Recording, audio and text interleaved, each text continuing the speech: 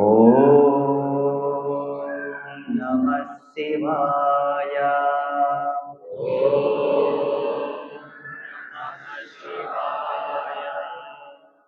ఓం నమః శివాయ.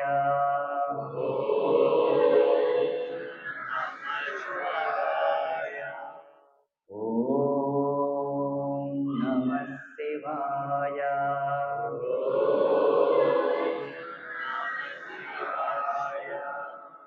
ఓం శ్రీమాత్రే నమః.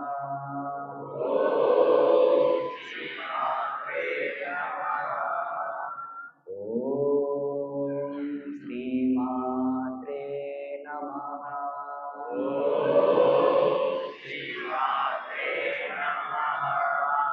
ఓం శ్రీమాత్రే నమః.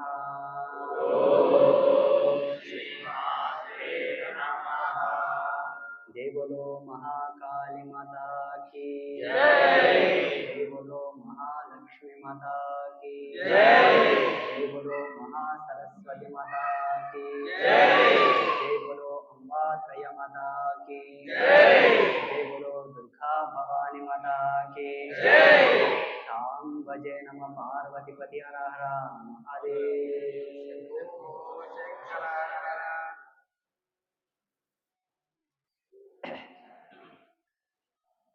అందరూ కూర్చోవాలి, ఎవరు నిలబడదు. మీరు కూడా కూర్చోండి, మీరు కూడా కూర్చోండి. మనందరి యొక్క అదృష్టం సుకృతం అంబాత్రయ క్షేత్రానికి వచ్చినటువంటి ప్రతి భక్తుడి యొక్క సౌభాగ్యం, వారి యొక్క అనంతమైనటువంటి ఆశీర్వాదం, అమ్మవారి యొక్క ఆశీర్వాదం. ఎలాగంటే ఏదో యూట్యూబ్లో చూసి సోషల్ మీడియా మాధ్యమంగా ఏదో ఒక చిన్న మాట మీకు నచ్చి ఇక్కడికి వస్తున్నారు, చాలా సంతోషం. పుణ్యమో పురుషార్థమో, పెద్దలు చేసిన పుణ్యమో, మీరు చేసుకున్న పుణ్యమో. ఎందుకు ఇంత గొప్పగా చెప్తున్నానంటే, మనము మన సెల్ఫ్గా ఏదైనా డిజైన్ చేసుకోవచ్చు మన అభిరుచికి తగ్గట్టు. ఈరోజు ఉదయ సంధ్యలో తెల్లవారుజామున 5 గంటలకు శ్రీపీఠంలో ఉండే ఒక గోమాత ప్రసవించింది, అంటే కాన్పైందనమాట. అయితే ఇందాక నేను ఫోన్ ఇచ్చిరాపో అని చెప్పి ఫోన్ తీసుకురా అని చెప్తా, గుడి మూయండి అని చెప్తా, గుడి తెరవండి అని చెప్తా, నీళ్లు తీసుకురండి, నీళ్లు తాగండి, అన్నం తినండి, అన్నం పెట్టండి, ఏదో మన భావనకు తగ్గట్టు వ్యవహారాన్ని మనం సూచించుకోవచ్చు. కానీ ఒక గోవుకి నువ్వు ఇదే రోజు కాన్పు చేసుకొని మనం చెప్పగలుగుతాము? చెప్పలేము. ఇంతటి పరమ పవిత్రమైనటువంటి రోజు ఈరోజు వసంత పంచమి అన్నది ఒక్కటే మనకు తెలుసు, అది వ్యవహార నామం. వసంత ఋతువులో వచ్చేటటువంటి మొదటి పంచమి కాబట్టి దీన్ని వసంత పంచమి అని నామకరణం చేశారు.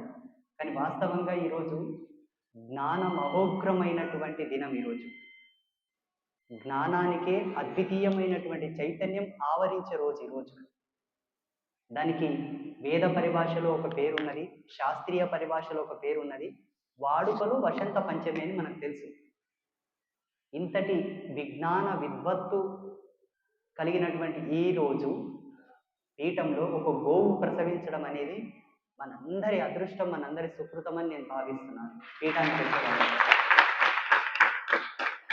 సరే గురుదేవా, ఈ సంవత్సరం వచ్చాము, వచ్చేసారి వస్తామో రామో మళ్ళీ ఎట్లా అని మీరు అనుకోవచ్చు. సరే వస్తున్నారు కదా, ఈ పుణ్యం మీ అకౌంట్లో పడుతుంది. వచ్చే సంవత్సరం వస్తారా రారా అది మీ ఇష్టం. ఒకవేళ జీవిత పర్యంతం ఇలాగే అంబాత్రయ క్షేత్రానికి మీరు వస్తూ ఉంటే ఇటువంటి పుణ్యములు అనేకం మీ అకౌంట్లో పడతాయి. అనేకం, ఒకటి కాదు రెండు కాదు. ఇట్స్ వన్ స్మాల్ ఎగ్జాంపుల్, చిన్న ఉదాహరణ. గోమాత ప్రసవించడంలో ఉండే గొప్పతనం మన శాస్త్రాలు చాలా గొప్పగా చెప్పాయి. అందున ఈరోజు ముఖ్యమైనటువంటి రోజు పుట్టడం అని ఒక అదృష్టం అనుకుంటే, ఈరోజు ప్రసవించినటువంటి గోమాతకు 5 పొదుగులు ఉన్నాయి, సనుముఖులు 5 ఉన్నాయి. శాస్త్రంలో 5 పొదుగులు ఉన్నటువంటి గోవును అరుదుగా చెప్పారు. గోవత్స శాస్త్రం అని ఒక శాస్త్రం ఉంది. 5 పొదుగులు ఉండేటటువంటి గోవుని కామధేనువు అన్నారు. పంచముఖాల కామధేను అంటారు. పూర్వం జమదగ్నితో ఉండేదట, వశిష్ఠుడితో ఉండేదట, గౌతముడితో ఉండేదట. వాళ్ళు తపస్సు చేసి వాళ్ళు ప్రత్యక్షంగా జగన్మాతతో తీసుకున్నటువంటి వరాలు. కల్పవృక్షం, కామధేనువు, అక్షయ పాత్ర ఇవన్నీ కూడా. ఈరోజు ఆ గోమాత ప్రసవించింది. అయితే ఆ గోవుకు కుండలిక నామం ఉన్నది. చాలా శుభసూచకమైనటువంటి గోవు. నేను ప్రతిరోజు గోవులకు ఏదన్నా అరటిపండు కానీ బెల్లం కానీ ఏదైనా పెడితే ఫస్ట్ ఆ గోవు పెట్టి అన్నిటికీ పెడతాను. గమనించారు కదా. అదొక ప్రత్యేకత. అయితే ఇంకొక ప్రత్యేకత ఏంటంటే అంబాత్రయ క్షేత్రంలో ఫస్ట్ గోమాత కళ్యాణమునకు అమ్మవారి ముందు చీటీ లేస్తే అదే గోవును అమ్మవారు కోరింది. అదే గోవుకు ఈ పీఠంలో ఫస్ట్ తలవాళ్ళు పడ్డాయి, ఫస్ట్ మాంగళ్య ధారణ జరిగింది. ఇంకొక ప్రత్యేకత ఏంటంటే మహిమలంటే గిట్లే ఉంటాయి చూడయా, లీలలంటే గిట్లే ఉంటాయి. మీరేమో నేను గుళ్ళెకపోతే గుడి ముందల్లాడు స్వామి ఏం చేస్తున్నాడో ఏమో, ఏమవుతుందో ఏమని ఈ జిమ్మికులు లాజిక్లు అన్ని కూడా మన వ్యవహారానికి అందేటట్టు ఉండవయ్యా. భగవంతుని లీలలు అలౌకికంగా జరిగిపోతాయి.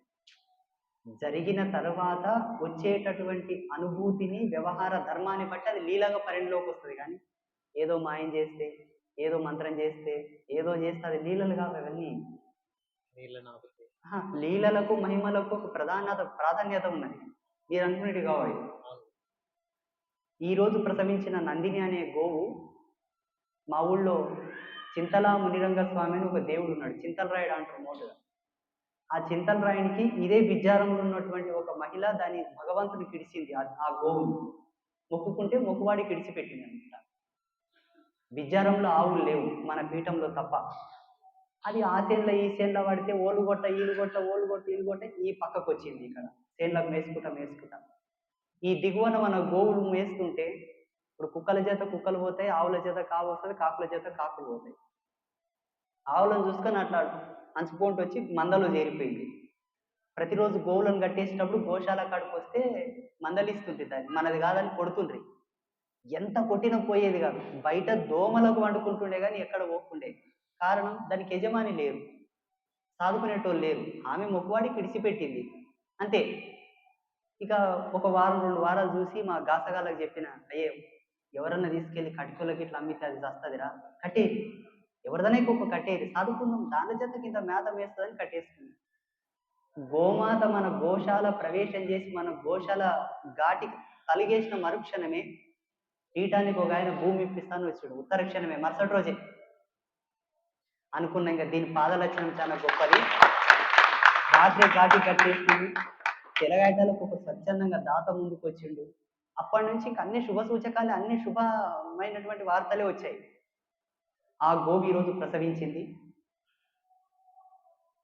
ఆ గోవును తీసుకొచ్చినటువంటి సరిగ్గా 6 నెలల తర్వాత ఏదో విపత్తు వచ్చిందని పుకారు లేపడం వల్ల ఆ పుకారుని శాంతింపజేయడానికి అమ్మతోటి వాక్కు తీసుకొని గోమాత కళ్యాణం అని ఒక దర్శనం తీసుకొని దానికి ఎవరైతే సమర్థులని చెప్పేసి కొంతమంది ఆచార్యులను సమీకరించుకొని యోగ్యమైనటువంటి కోడెను, ఆ కోడె కూడా అంబాత్రయ క్షేత్రంలో ఫస్ట్ గోవు ప్రసవించింది.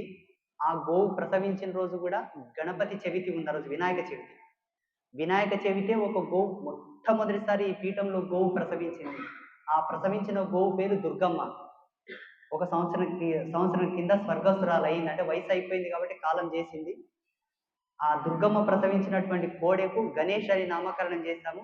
ఆ గణేష్కి ఈ నందినికి కళ్యాణం చేశామన్నమాట. ఆ గోమాత ఈ రోజు ప్రసవించింది. ఈరోజు జ్ఞాన ప్రతీకమైనటువంటి రోజు కాబట్టి ఈ భూ ప్రపంచానికి వేద జ్ఞానాన్ని అందించి వేదాలని రక్షించి ఇచ్చినటువంటి భగవానుడు హయగ్రీవుడు. ఈరోజు పుట్టిన ఆ కోడెకు హయగ్రీవుడు అని నామకరణం చేశారు.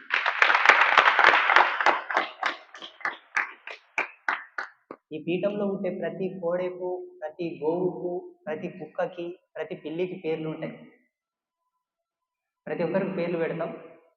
ఈరోజు శ్రీమాత సరస్వతి యొక్క దినము కాబట్టి అమ్మ అంటే జ్ఞానానికి స్వరూపం, విద్వత్తుకు ప్రతీక కాబట్టి అందున గోమాత పుట్టితే వాణి, వాగ్దేవత, సరస్వతి, వాగీశ్వరి, వేదమాత అని అమ్మ పేర్లు పెడుతుంది.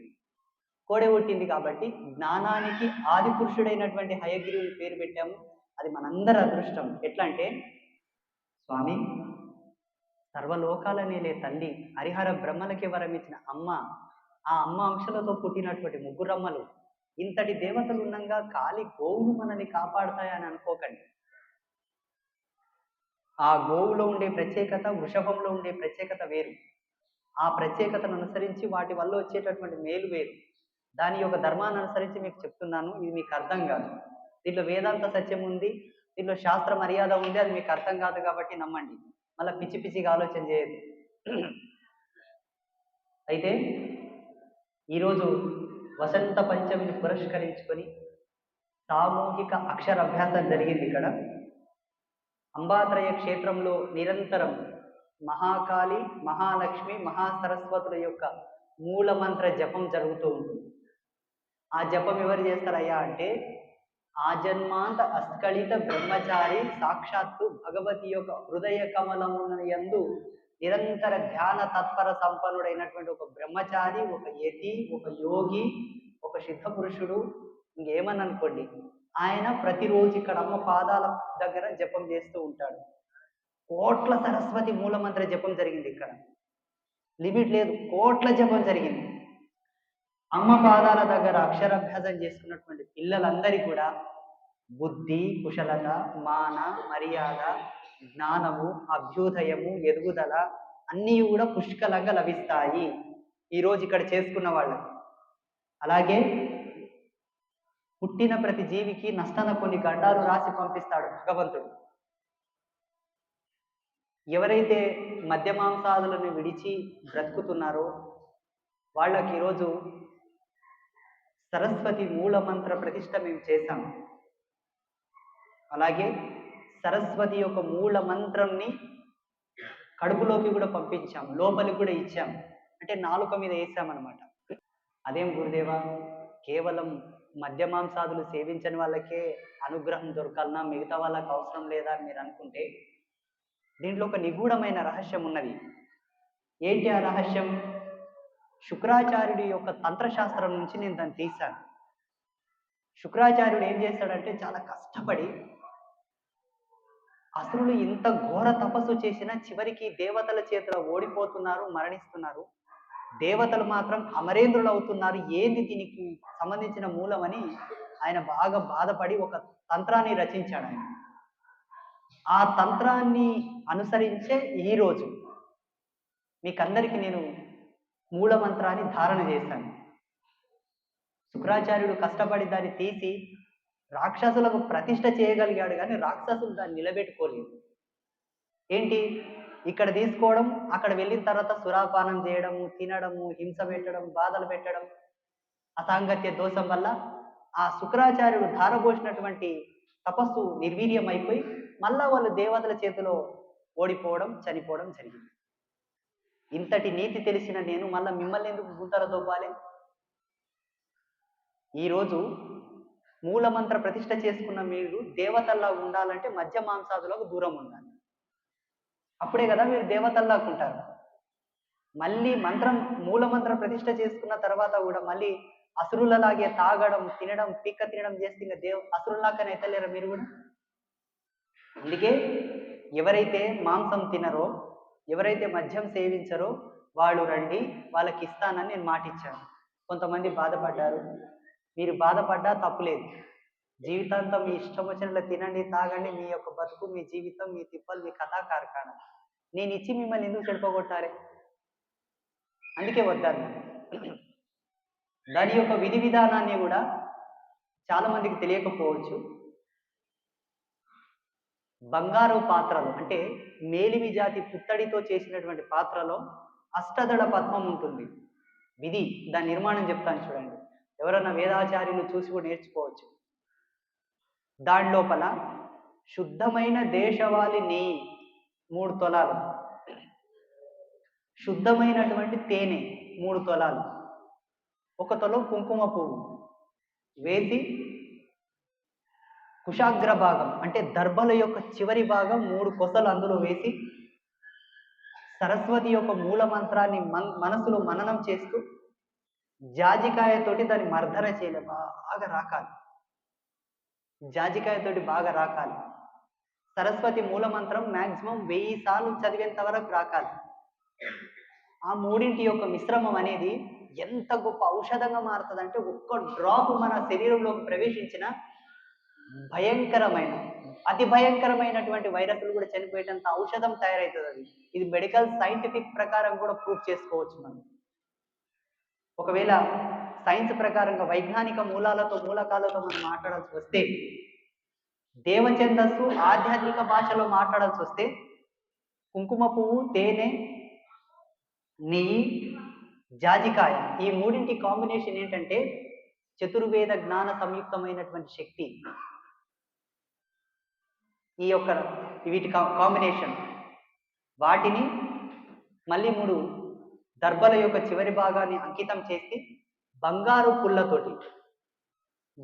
పుల్ల సువర్ణపు గడ్డితోటి ఆ దర్భలకు జత చేసి అమ్మవారి యొక్క నామమును మనసులో మననం చేసుకుంటూ సరస్వతి యొక్క మూల మంత్రాన్ని 2 కనుబొమ్మల మధ్యలో ధారణ చేయిస్తూ ఒక చుక్కని ఆ లేపనం గొంతులోకి జార విడిస్తే ఆ ధారణ చేసుకున్నటువంటి పురుషుడు మహిళ సాక్షాత్తు దేవతా గణంతో సమానం. వాళ్ళకి ఎటువంటి సమస్యలు కానీ, అనారోగ్య సమస్యలు కానీ, బుద్ధిమాంద్యము, జ్ఞాపక శక్తి తగ్గిందని కానీ, లేకపోతే ఆపత్కాలం నందు బుద్ధి పనిచేయలేదు, లేకపోతే ప్రమాదవశత్తు లోపల తన ఎరుక స్పృహణకు రాలేదు, అన్నిటిని మర్చిపోతున్నాము, సోయి లేకుండా ఉండాలన్న సమస్య వాళ్ళకు రాదు. వాళ్ళు బ్రతికినన్నాను జాగరూకతతో బ్రతుకుతారు, ఆరోగ్యవంతంగా బ్రతుకుతారు. వాళ్ళకి ఏ విధమైనటువంటి గండము కానీ, గణంతరము కానీ, ప్రమాదం కానీ ఉండదు, అనారోగ్య సమస్యలు ఉండవు. అన్నిటికన్నా ముఖ్యమైనది ఏంటంటే రుణశేషం ఉండదు, శత్రుశేషం ఉండదు. కుక్కతోటి కూడా మనకు శత్రుత్వం ఉండదు, దోమతోటి ఈగతోటి కూడా మనకు శత్రుత్వం ఉండదు. బాగా గుర్తుపెట్టుకోండి. అంతటి అదృష్టం ఈరోజు ఇస్తా అంటే లైన్లో నిలబడ్డారు, కూర తినోళ్ళు తినోళ్ళు ఒకటే రారంటే ఇంక అందరు పరా.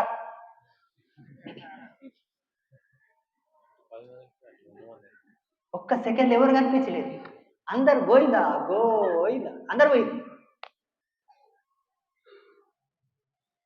ఈ విషయాలన్నీ కూడా మీకు ఎందుకు చెప్తున్నానంటే మా పిల్లలు కూడా డైలామాల పడింది. గురువు గారు ఏదో చేస్తున్నదే, తేనెదేమంటాడు, నెయ్యిదేమంటాడు, దర్బల్దేమంటాడు, గిన్నెదేమంటాడు, పసుపుదేమంటాడు, కుంకుమదేమంటాడు అని కన్ఫ్యూజన్ పడ్డారు మీరందరూ. ఇది శుక్రాచార్యుని యొక్క తంత్రం నుంచి తీయబడింది. మృత సంజీవని విద్యను ప్రతిపాదించినటువంటి గొప్ప ఋషి ఆయన శుక్రాచార్యుడు. మృత సంజీవని అంటే మరణించినటువంటి అసురులను కూడా పునర్జీవోత్పత్తి చేస్తాడు శుక్రాచార్యుల వారు. అది బృహస్పతి కూడా వచ్చలేదు దేవగురువుకి. చూడు ఎంత పట్టుదల ఆయన, ఎంత పట్టుదల, ఎంతటి కసి ఆ తంత్రం నుంచి తీసింది. అది కూడా ఈ బీజాక్షరాన్ని ధారణ చేయించగల యోగ్యుడు ఎవరయ్యా అంటే మాక్సిమం 3 కోట్లకు పైన సరస్వతి యొక్క మూల మంత్ర జపము చేసిన వాడై ఉండాలి, 1 కోటి ఆహుతులు ఇచ్చిన వాడై ఉండాలి, 1,25,00,000 తర్పణం, మార్జనం, దానం ఇచ్చిన వాడై ఉండాలి.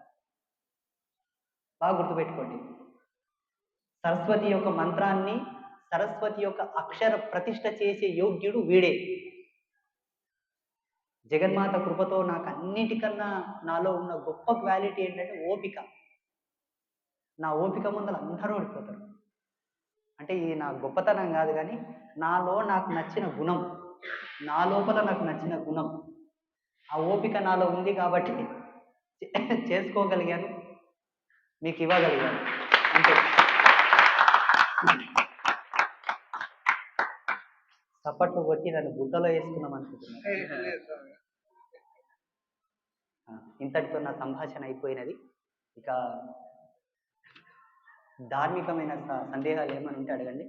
వ్యవహారంలో ఎవరికి చాయిస్ ఇవ్వద్దు. వాళ్ళంతా ఏవో పిచ్చి పిచ్చి క్వశ్చన్లు అడుగుతారు. ఇక నేను అన్ని చెప్పుకుంటూ వచ్చినానంటే నన్ను అవుతాను. ఇప్పుడు శుక్రాచార్యుడు చెప్పిరన్నారు కదా స్వామి, అది ఎట్లా తెలిసింది? ఏ బుక్ లో ఉంటుందా? మైక్ పట్టుకొని అడుగున్నాను. ఇప్పుడు మైక్ పట్టుకొని అడిగితే 10 మందికి తెలుస్తుంది. శుక్రాచార్యుడు రాసిరన్నారు కదా, అంటే అది ఏ గ్రంథంలో ఉంది, మీకు ఎట్లా తెలిసింది? శుక్రాచార్యుడు చెప్పిందా? గ్రంథాలలో చెప్పవలసి వస్తే చూడప్ప, శుక్రాచార్యుడు రాసినటువంటి తంత్ర గ్రంథాల్లో మంత్ర మహోదయం ఒకటి, అండ్ ఇంకా కొన్ని ఉన్నాయి. శుక్రనీతి తంత్రం కాదు, అది నీతి శాస్త్రం. అది తంత్రం వేరు, నీతి వేరు కదా, అది వేరు. నేను ఎలా తెలుసుకున్నాను, నాకెలా అందిందంటే, మనిషి ప్రతిదాన్ని శోధించే కోణం లోపల కొంత కన్‌ఫ్యూజన్ గూడా పొందుతాడు. హ్మ్.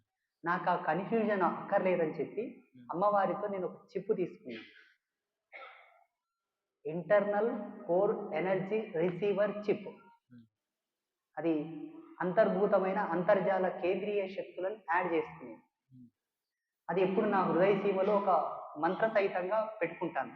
అంటే మూలమైనటువంటివి ఏవన్నా నేను జపం చేసేటప్పుడు నాకు దర్శనంలోకి రావాలి అన్నట్టు. ఆ మంత్రశక్తిని వాటిని పట్టుకోవాలని అనుకుంటున్నాను. హ్మ్. కొన్ని మెయిన్ సింప్టమ్స్ అప్పుడప్పుడు ధ్యానంలో స్పృహణకు వస్తుంటాయి. వాటిని రాసి పెడతా. హ్మ్. రాసి పెడతా. ఒకానొక సందర్భంలో ఆదివారం అమావాస్య సూర్యగ్రహణ సమయమునందు నేను ధ్యానంలో కూర్చున్నప్పుడు కొన్ని మూలమైనటువంటి తాంత్రికమైనటువంటి పద్ధతులు, తాంత్రిక విధి విధానాలు, తాంత్రికమైనటువంటి బంధనాలు నాకు దర్శనం వచ్చాయి. అందులో దేవత ప్రతిష్టకు సంబంధించినయి, గృహ నిర్బంధనకు సంబంధించినయి, రోగ స్తంభన అంటే ఒక వ్యక్తికి రోగం వచ్చిందంటే దాన్ని లాక్ చేయాలి. పెరగకూడదు. తరగాలి తప్ప పెరగకూడదని లాక్ చేసేటటువంటి బంధనాలు వచ్చాయి. గర్భస్తంభనం గురించి కొన్ని వచ్చాయి. అందులో ఇదొకటి వచ్చింది. ఆ! జీవుడికి అక్షర ప్రతిష్ఠ ఎలా చేయాలి? ఎప్పుడు స్వామి? అంటే రీసెంట్‌గానే వచ్చింది. సంవత్సరం కూడా చెప్పమంటావా? అహా! మామూలుగా అడుగుతున్నా. అదే. రీసెంట్‌గానా? సంవత్సరం చెప్పాలంటే 2017, 2017, 18 ఆ మధ్యలో. కొంచెం వయసు అయిపోయింది ఏమనుకోదు మర్చిపోయిందా? కాకపోతే 17 అన్నా 17 కన్ఫర్మ్ 17. టైం కూడా చెప్పమంటావా? లేదు స్వామి. అంటే రీసెంట్‌గా వచ్చిందేమో. రీసెంట్‌గా వచ్చిన దర్శనాలు ఏమి లేవు. రీసెంట్‌గా వచ్చిన దర్శనాలు చెప్పనా? చెప్పండి. రీసెంట్‌గా వచ్చిన దర్శనాలంటే భక్తులకి టోకెన్‌లు సరిగ్గా ఇవ్వట్లేదంట దర్శనంకొచ్చింది. అయ్యయ్యో! వచ్చే భక్తులని ఎక్కువ కోప్పడుతున్నారంట అని దర్శనంకొచ్చింది. వచ్చే భక్తులకు సరిగ్గా సమయం ఇవ్వట్లేదంట అని దర్శనం వచ్చింది. ఈ మధ్యలో వస్తున్నాయి ప్లాట్‌ఫామ్‌లో. భక్తులు ఎక్కువ కావడం వల్ల ఈ దర్శనాలు గాదు. భక్తులు ఎక్కువ కావడం వల్లే కదా స్వామి ఇది. అదే మీరు ఈ మధ్యలో ఏమైనా వచ్చినాయంటే గివే వచ్చింది. అదే స్వామి. ఇప్పుడు మీరు ఫస్ట్ నుంచెల్లి గూడా అన్నీ కొత్త ఇన్వెన్షన్ చేశారు కదా స్వామి. ఫస్ట్ కొత్తవని కాదు గానీ, నాకు ఉన్న లక్షణం అది చెడ్డదో, మంచిదో, కరెక్టో, తప్పో నాకు గూడా తెలవదు. ఇంతవరకైతే నేను దాని గురించి ఎక్కువ ఆలోచన చేయలేదు. హ్మ్. నా గుణం ఏంటంటే ప్రతీదీ కొత్తగా తీసుకోవాలి. హ్మ్. కొత్తదనాన్ని ఇవ్వాలి. లోకానికి ఏదన్నా మంచిదివ్వాలి. హ్మ్. ఇప్పుడు శాస్త్రాంకితమైనటువంటి జ్ఞానాన్ని ఆవిష్కరణ చేసి ఇవ్వడంలో అవతలోడు వచ్చి ఏమంటాడంటే, శాస్త్ర పరిభాష యందు వాళ్ళకి అనుభవం ఉంటుంది కాబట్టి, నేను చేసింది సత్యమే అయినప్పటికీ నాయన ఏదన్నా లోపం చెప్పి తన బ్రాండ్‌ని ఎక్స్‌పోజ్ చేసుకోవడానికి ప్రయత్నం చేస్తాడు. హ్మ్. సిద్ధాంతులతో వచ్చిన తలకాయ నొప్పి ఇదే. హ్మ్. ఎవరి జ్ఞానాన్ని ఎవరు మెచ్చరయ్యా? అమ్మ బాబోయ్! మన సనాతన ధర్మం నుండి మేధావులతో ఏగడం ఎవరి నుంచి కాదు. నిజంగా కాదు. ఆ! ఎందుకంటే మన వాళ్ళకు ఉండేటటువంటి టాలెంట్, జ్ఞానం హ్మ్. అసలు అద్భుతానికే అద్భుతం. ఒప్పుకోరు. హ్మ్. ఒప్పుకోరు. హ్మ్. అని నేనేం చేశాను? శాస్త్రధిక్కారం చేయకూడదు. హ్మ్. వేద ధర్మాన్ని తప్పిపోకూడదు. హ్మ్. మాన్యతతో కూడి ఉండి సమాజానికి కొత్తదనాన్ని అందున శాస్త్ర సమ్మతమైనటువంటి దాన్ని నేను ఇవ్వాలన్న దాన్నే ఎక్కువ ఇష్టపడతాను. ప్రతిదీ ఎవ్రీ మూమెంట్ న్యూ ఎక్స్‌పెరిమెంటల్ లెవెల్‌లోనే నా మైండ్ ఆలోచన చేస్తది. అదే గురుగారు ఇప్పుడు మళ్ళా దాంట్లో ఓల్డిటీ కూడా ఉంటది. అంటే పాతదనం, కమ్మదనం, తియ్యదనం కూడా ఉంటది. ఇప్పుడు చూడండి గోపేడతో దీపాలు పెట్టిస్తాం మనం ఇక్కడ. ఆ! అది కొత్తదనమా? పాతదనమా? పాతదనం, కొత్తదనం గూడా. లేదండి. ఆ! గోపేడతో దీపాలు వెలిగించడం సనాతనమే. సనాతనమైనటువంటి యోగ పరంపర. ఆ! అవునవును. అవును. సనాతనమైనటువంటి యోగ యోగ పరంపర. పరంపర. ఆ! ఆధ్యాత్మిక పరంపర గాదు. హ్మ్. ఆధ్యాత్మిక పరంపర వేరు. హ్మ్. ఆధ్యాత్మిక పరంపరకు అనుబంధాలున్నాయి. యోగ పరంపరకు అనుబంధాలు లేవు. యోగం ప్రత్యక్ష సంభూతం. అది ఒకటే వే. మలుపులు తిరగదు నాయన ఆ! యోగం. అవును. సీదా తీసుకెళ్ళి పరమాత్మతోనే ఆపుతది. హ్మ్. యోగం. అవును. సనాతనమైన యోగ పరంపరకు సంబంధించింది గోపేడ దీపం వెలిగించడం. హ్మ్. ఓకే. అవును. మన పీఠంలో వెలిగిస్తున్నాం. అవును. మొదట్లో నేను మా వాళ్ళకి అంటుంటి గోమాతలు వేసే పేడను తీసుకొచ్చి హ్మ్. చక్కగా ప్రమిదం చేసి ఆరబెట్టండి. హ్మ్. వచ్చే భక్తులు ఎవరైనా కొబ్బరికాయ అడిగితే దాంతో పాటు ఈ దీపం కూడా అమ్మవారికి ఎదురు వెలిగించండి అని చెప్పండి. హ్మ్. ఓ రూ. 2, రూ. 3, రూ. 5 ఇస్తే తీసుకోండి అని అంటుంటి. ఉమ్, మా పిల్లలు ఏమంటుండ్రి, ఉమ్, పెండతోనే దీపాలు పెట్టిస్తారా, ఉమ్, నీవెక్కడ పిచ్చోడవయ్యా, ఉమ్, బోకి దీపాలు పెడతారు కదా అంటుండ్రి. ఉమ్, ఒరే పిచ్చి నా కొడుకులారా, ఉమ్, నీకు తెలిసినదే ప్రపంచం కాదురా, ఉమ్, తెలియని ప్రపంచం చాలా ఉన్నది. అందుకే శోధించండి, దర్శించండి, ఉమ్, ఒకటే చోట ఆగిపోకండి అని మన ధర్మం చెప్తుంది.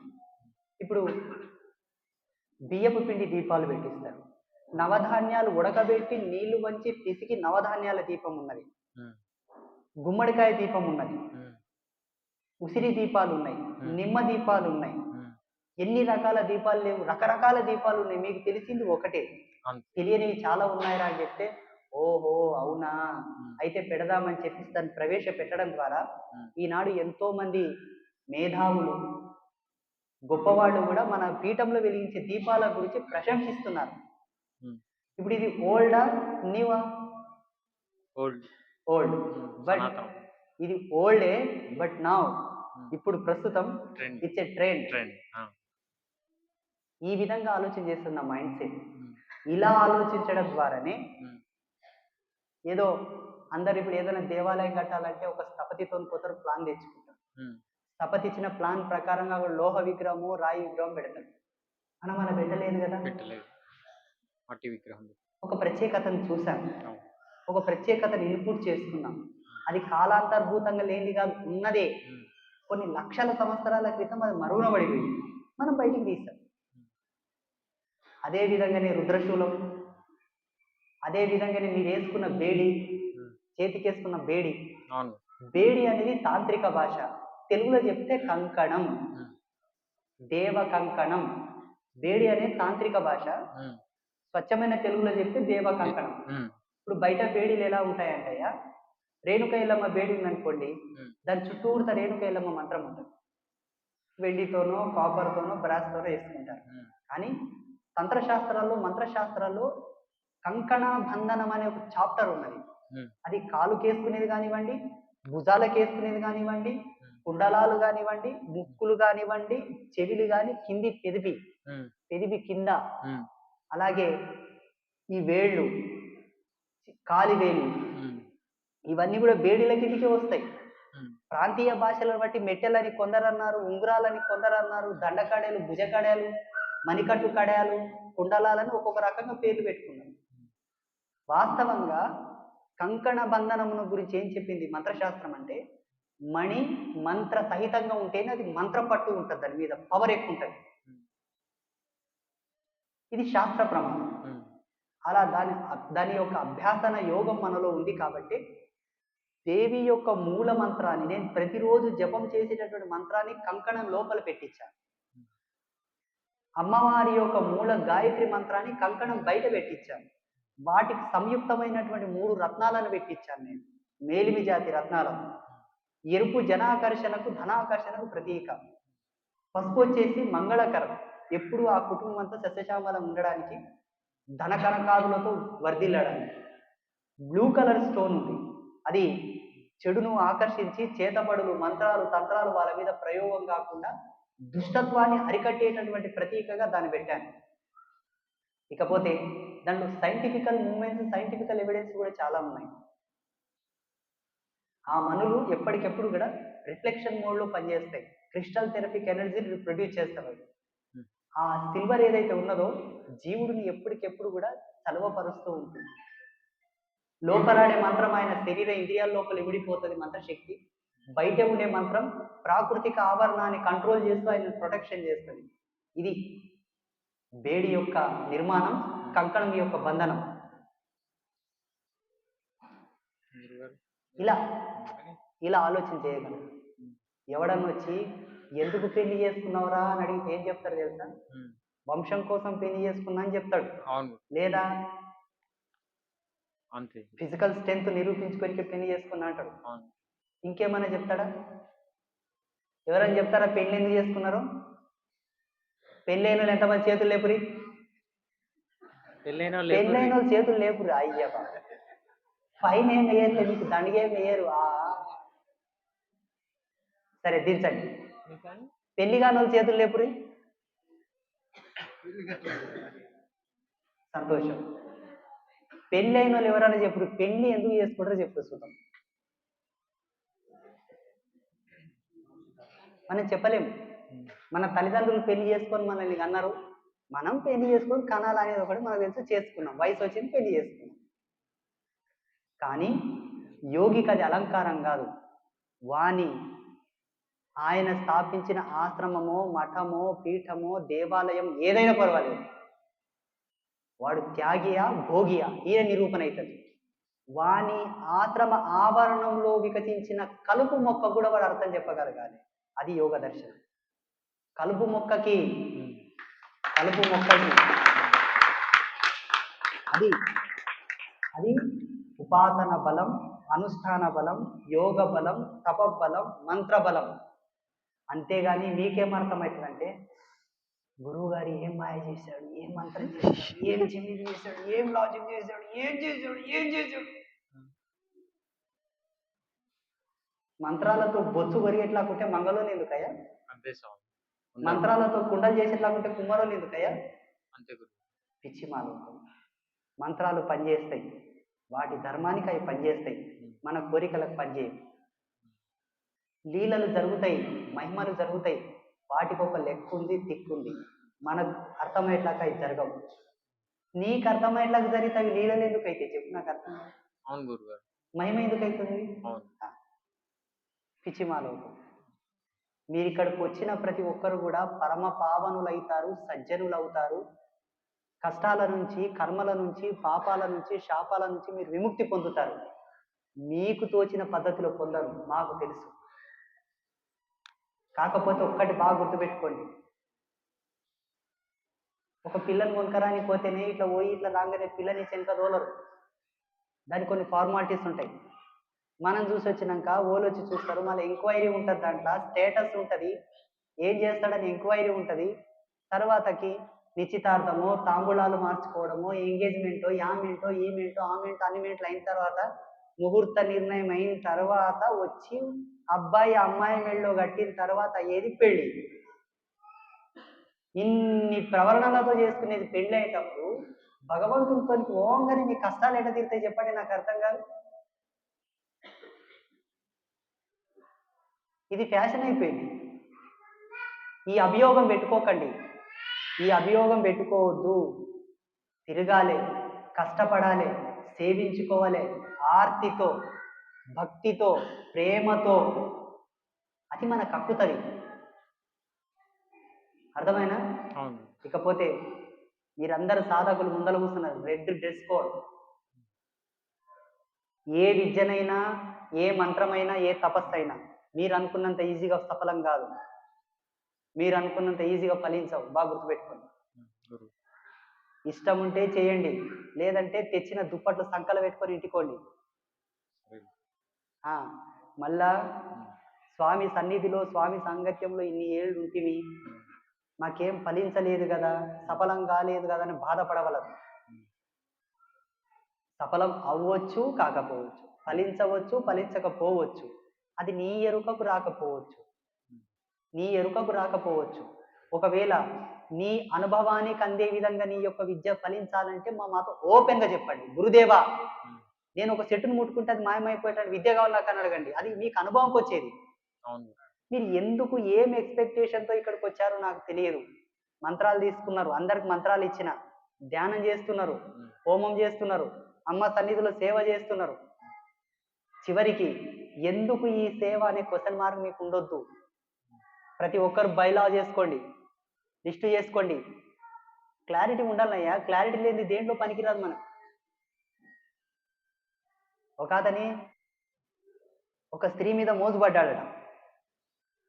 అందమైన ఒక యువతి మీద మోజుపడి ఏమన్నాడంట, ఆమె బాయికి నీళ్ళ పోయిందంట, ఈతను పోయిందంట. ఇంకా కలకల రాజులని కలువ పూలు అడిగితే తప్పేముందే, కొన్న మొగిని సున్నం అడిగితే తప్పేముంది చెప్పే అన్నాడంట. ఇది తట్టు అంటే పొడుపు కథ, బాగినండి మళ్ళీ చెప్తా. కలకల రాజులని కలువ పువ్వులు అడిగితే తప్పేముంది, కొన్న మొగిని సున్నం అడిగితే తప్పేముంది చెప్పే అన్నాడంట. ఇది ఎవరు చూసి అంటున్నాడు? చుట్టుముడు ఎవరు లేరు, వాళ్ళు ఇద్దరే ఉన్నారు. నిన్నే చూసి అంటున్నానే జవరాల అన్నాడంట. ఆమె ఆలోచనలో పడ్డది, ఎవరితను, కొత్తగా ఉన్నాడు, నన్ను చూసి ఈ మాట ఎందుకు అంటున్నాడని నీళ్లు తీసుకొని ఇంటికి పోయానంట. పూల చెట్లకు నీళ్లు పోసుకుంటూ ఆలోచన చేశానంట. మళ్ళా రోజు సూతమ్మ నీళ్ళకి పోయాను, మళ్ళీ వచ్చానంట, మళ్ళీ అదే మాట నేను, మళ్ళా సేమ్. 3వ రోజు బిందె ఆడ పక్కకెట్టి అడిగానంట, ఎందుకు నన్ను వెంబడిస్తున్నావు, ఎందుకు నాకు ఈ ప్రశ్న వేసినావు అని అడిగిందంట.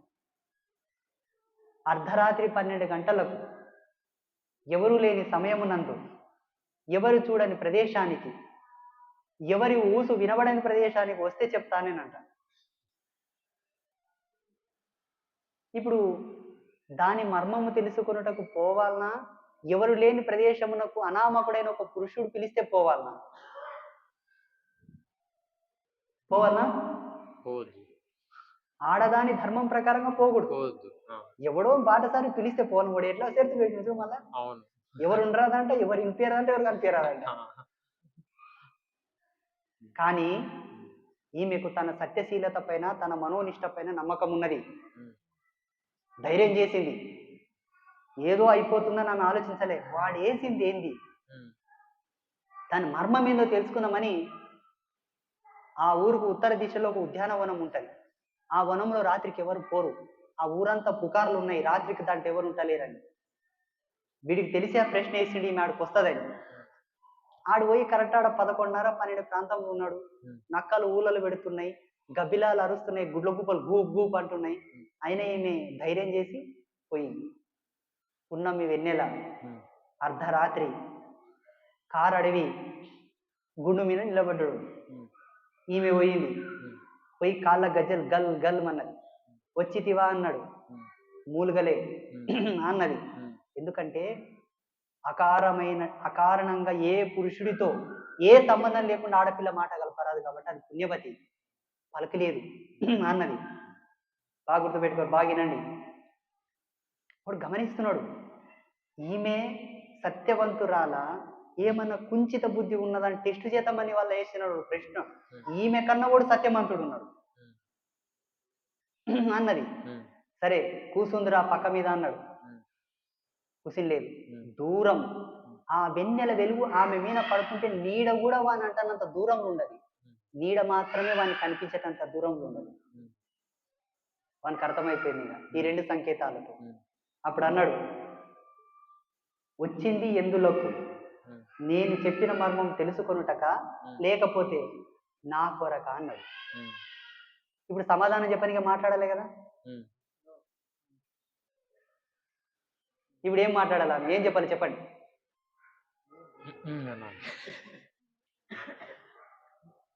అంటే చెప్పండి. ఆయన క్వశ్చన్ అడిగినట్టు అన్నారు. అంటే ఏం అర్థం చేసుకోవాలి అంటే? అదే ఎవరి కోసం వచ్చినామని 2 అడిగింది కదా. నేను చెప్పింది తెలుసుకొనుటకు వచ్చావా, నా కోసం వచ్చావా అని అడిగాడు. అది అడగంగానే అనాలి.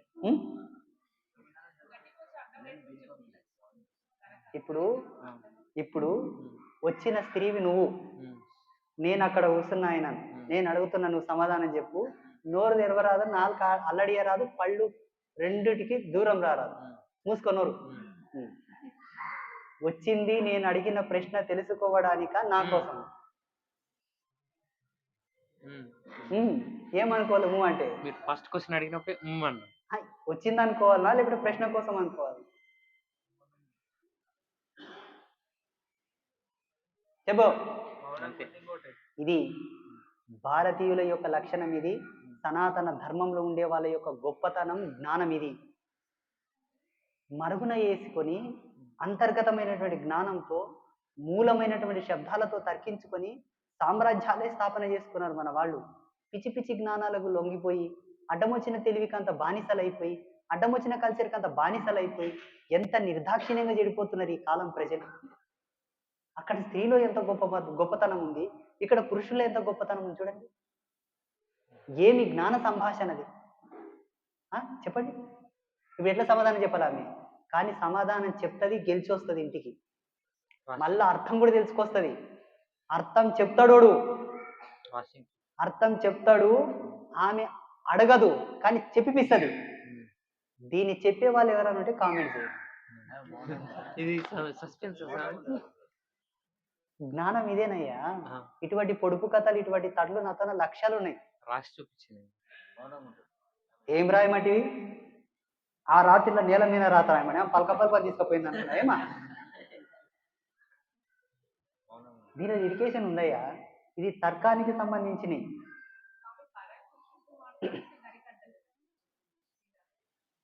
ఇప్పుడు ఆయన సమాధానం గరికి అడ్డం పెట్టిండొచ్చు, సమాధానం కావాలి. ఎందులోకి వచ్చావు అన్నాడు. రెండింటిలో ఆమె ఓకే అన్నది. గజ్జల సప్పుడు చేసింది వచ్చిందని చెప్పుకోనీకే. దగ్గరికి రా కూసు అంటే కూసోకుండా ఒక సంకేతం ఇచ్చి నిలబడింది. కొనికి అర్థమైపోయింది. మూడవ కాడ ఈ బిడ్డ లొంగుతుందని చెప్పేసి ప్రశ్న వేసిండు. ఇప్పుడు చెప్పాలి ఆమె వచ్చింది ఎందుకు, వంతో మర్మం తెలుసుకుని వచ్చింది, మన మీద మోస్తూ వచ్చలేదు. మర్మం తెలుసుకొని పోవాలి. చూడండి ఇక్కడ సనాతన ధర్మంలో ఉండేటటువంటి మహిళ గొప్పతనం, సనాతన ధర్మంలో ఉండేటటువంటి పుణ్య పురుషుడి లక్షణం ఉన్నది ఇందులో. అంతేగాని ఇంగ్లీష్ కల్చర్కి అలవాటు పడి ఎర్లేసిన కుక్క 4 కేర్ల వేసుకొని జొల్లు కాసుకునేటువంటి లక్షణాలు లేవి. మీరు ఎలా బ్రతకాలి, ఎలా ఉండాలన్నదానికి ఒక ఎగ్జాంపుల్ ఇది. అర్థమైందా? అర్థమైంది. రేపు చెప్పాలి సమాధానం. చెప్పకపోతే మిమ్మల్ని అందరినింటికి తోలిస్తా. అవు అంబాత్రయ క్షేత్రం యొక్క శిష్యుడు అంటే ఎట్లుండాలయ్యా? ఆదిత్య పరాశ్రీ స్వామి శిష్యుడు అంటే ఎట్లుండాలి? మైక్లో అనౌన్స్మెంట్ చేయి ప్రదీప్ అంటే అనౌన్స్మెంట్ చేస్తావు, పాటలు బంద్ పెట్టేస్తావు. పాటలు పెట్టి ప్రదీప్ అంటే అనౌన్స్మెంట్ బంద్ పెడతావు. బాధపడకు, విషయ పరిజ్ఞానం అవసరము. అది చూడండి, నేను ఒకటే మాట చెప్తా. నా శిష్యులు అనిపించుకునే వాళ్ళు ఎవరయ్యా అంటే శీలవంతులు, సత్యవంతులు, సజ్జనులు, వాక్కు చాతుర్యం, బుద్ధి చాతుర్యం, చేయుత చాతుర్యం కలిగిన వాళ్ళని నేను బాగా ఇష్టపడతా. ఇందులో ఏ ఒక్కటి లేకుండా నేను స్వీకరించాను. నేను నిజంగా స్వీకరించాను. ఎందుకు స్వీకరించానంటే జంతకు తగ్గ బొంత అన్నారు, చెట్టుకు తగ్గ కాయ అన్నారు, తీయకు తగ్గ పిండి అన్నారు. ఏమి అవునా? ఒకవేళ మీరు నన్ను గురుదేవ అంటున్నారు, తప్పు లేదు. లోకంలో అన్నిటిని గురువుగా సంబోధించుకునే రిజర్వేషన్ మన ధర్మం మనకు కల్పించింది అనుకోండి. నేను నా శిష్యరత్నం అని మాత్రం చెప్పాలి. చెప్పాలంటే ఈ యొక్క అర్థం నాకు చెప్పండి.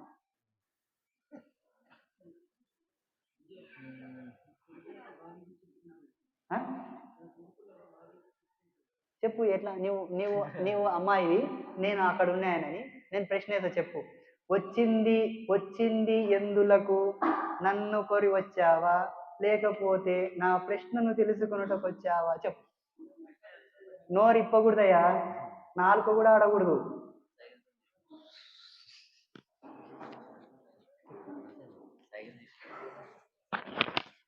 తెలిసిన వాళ్ళు కామెంట్ చేస్తారు, మీకు ఇక్కడ ఉన్న వాళ్ళు తెలిసిన వాళ్ళు ఉదయం